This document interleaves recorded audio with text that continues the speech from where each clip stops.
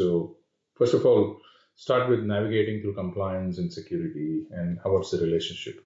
Yeah, and you're right. There are so many acronyms, and it's almost an alphabet soup to try to sort through all the different compliance standards.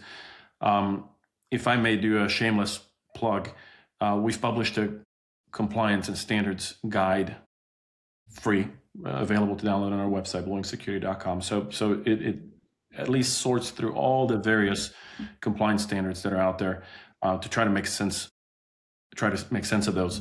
But I think the first question that everyone needs to figure out is what standard or a law or maybe a regulation that I need to comply with, right? So I need to understand the context of, is there a requirement that I need to comply with, really as a starting point, right? And then depending on your industry, these may already be defined for you. For example, HIPAA you mentioned, right? For healthcare, you're going to have to follow HIPAA, whether you like it or not.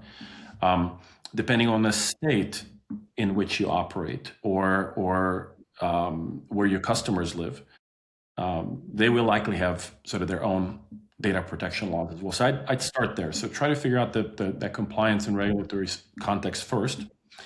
But then in general, I want to show a certain level of maturity to my customers, right? You want to do the same thing, every company does. We want to demonstrate that we follow a certain high bar of protecting their information, our own information, and ultimately following security standards. So I would first, in the AI context, I would lean on the NIST AI framework as a starting point, which is a very solid, mature framework. Also ISO 42001, we talked about that previously. And in the EU, the AI Act, which was released at the beginning of the year, all are sort of formal frameworks or formal assessments of maturity. So EU AI Act, I've heard about it. How does that affect us here in North America? And is there any equivalent of EU AI Act within North America or in US? Not yet, in development, and there will be. I think much like what we saw with development of GDPR, the European Union sort of pushes the law a little faster. But I think we'll see something in the US that also governs the standards. Of course, ISO is an international standard, so it's applied across the world, but it is voluntary. So you choose to implement ISO 27 or 4201 as a way to demonstrate your compliance. It's not enforced, as opposed to some of the European standards.